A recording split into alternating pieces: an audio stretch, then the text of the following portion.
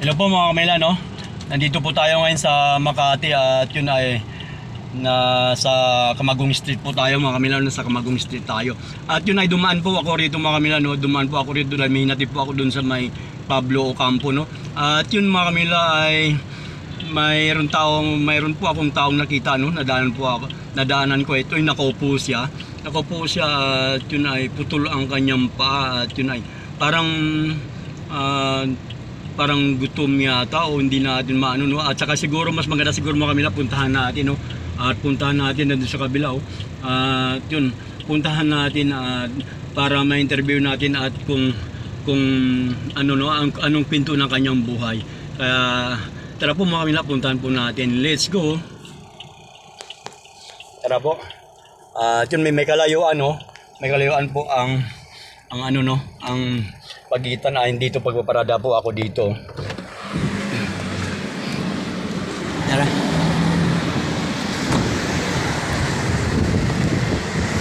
Ayun, dito ang taxi ko.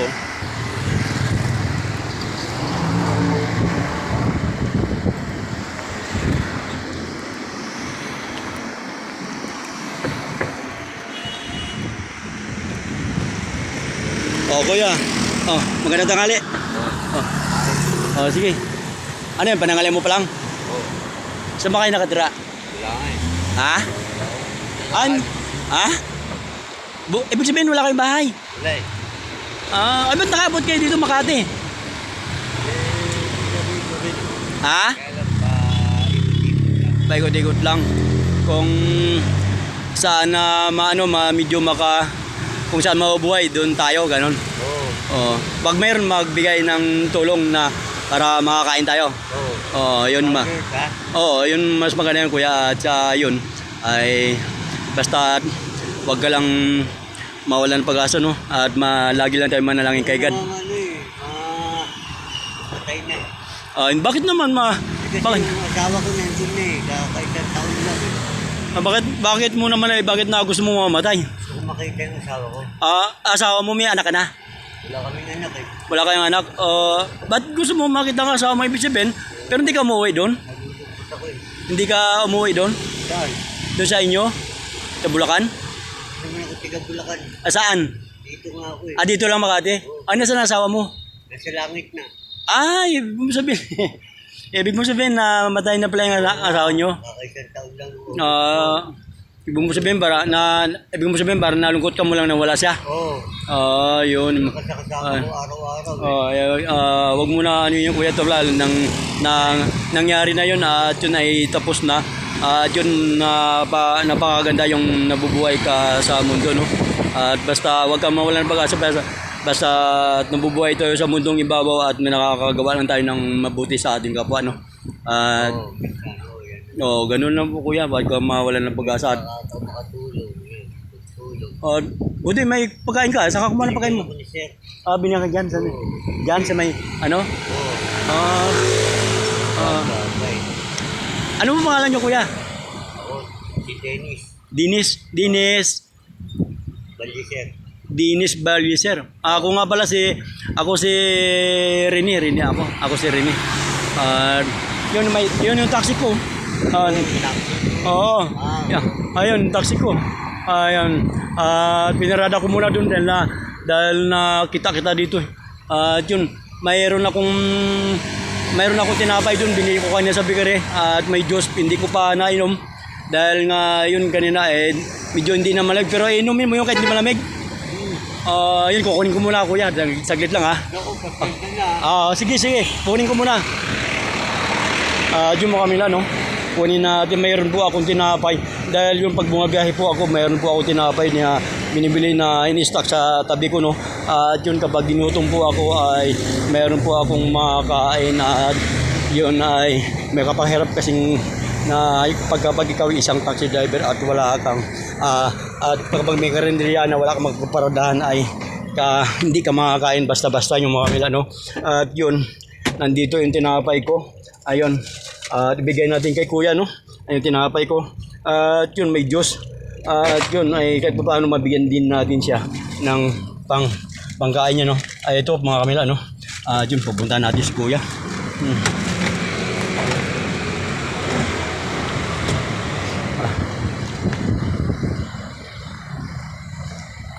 Ayun si Kuya, kumakain. At yun, kinuha muna natin. Medyo may kalayuan ng pagitan ng taxi ko sa pinakainan ni Kuya. Kuya, ito, pasensya ka na. Pasensya ka na dito. Bibigyan ko siya yung juice, hindi na medyo malamig yan.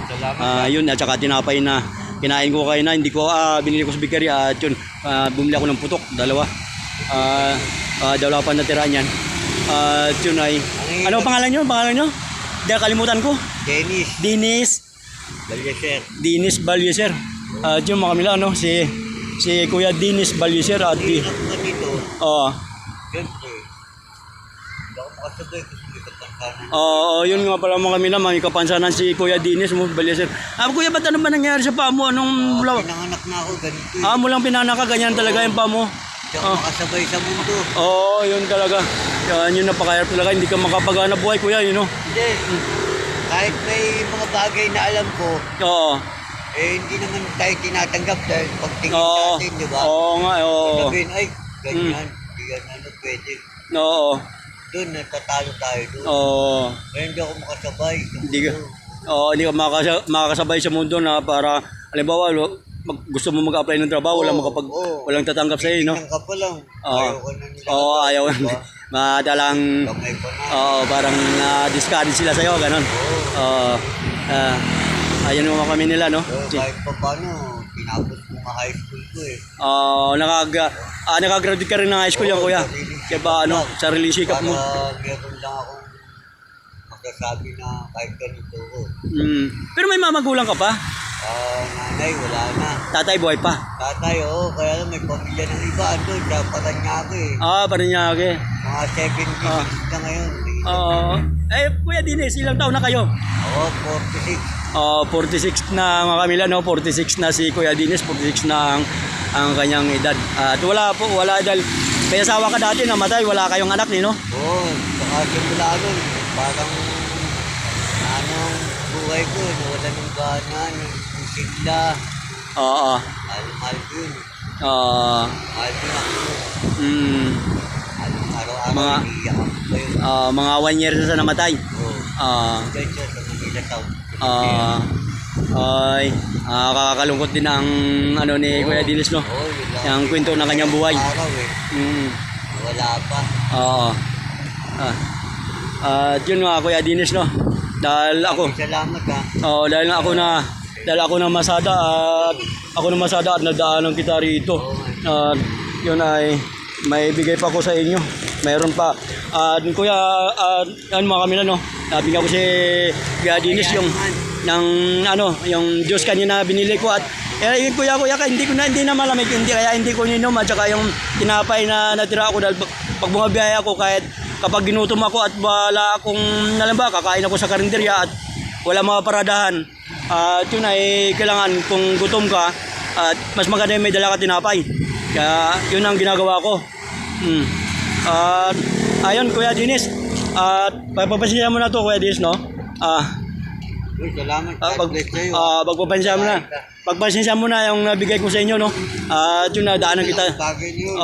Malaking bagay na po, mga Kuya Dennis, may pangkain ka mamayang hapon. Salamat, kuya. Ikaw, ano nga po ang pangalan? Rini ako si Rini. Tapos yung pangalan ng vlog mo. Ang sa vlog ko, Kamaynila, Rierotas. Kamaynila. Kamaynila. Kamaynila. Salamat po. Pangarap ko rin sa cellphone eh. Yun mga Kuya Dennis, yun lang, basta wag lang natin kalimutan tumawag kay God, no? Araw-araw. Ang asawa ko nabubuhay yun. Magkahawak kami kamay paggising sa umaga. Nagdadasal kami ng ama namin. Huwag po natin kalimutan kay God at basta tayo na nanalig lang sa Kanya at hindi niya tayo pababayaan. Inaano ko eh. Kinakausap ko araw-araw. At laban na po sa kahirapan ng buhay, Kuya Dennis, at huwag ka mawala ng pag-asa, basta may buhay, may pag-asa. Maraming salamat sa inyo. Yun po, yun lang Kuya Dennis, no? Salamat. Aalis na po ako Kuya Dennis kasi namamasada ako. Sige. Salamat. Sige. Ayun mga kamila, no? Si Kuya Dennis, ayan, no? Sige, bye-bye Kuya Dennis.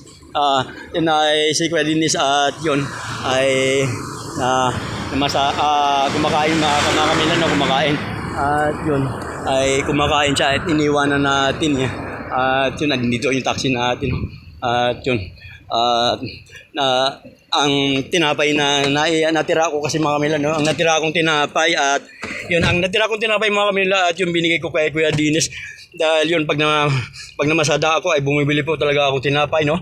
At yun, kapag ginutom ka at ang mga karinderya na walang mapagparkingan at yun, mas maganda may tinapay kang dala at pwede kang kumain kapag gutom ka. At yun, binigay ang pati yung juice na hindi na malamig, binigay ko yan kay Kuya Dinis yun mga Manila.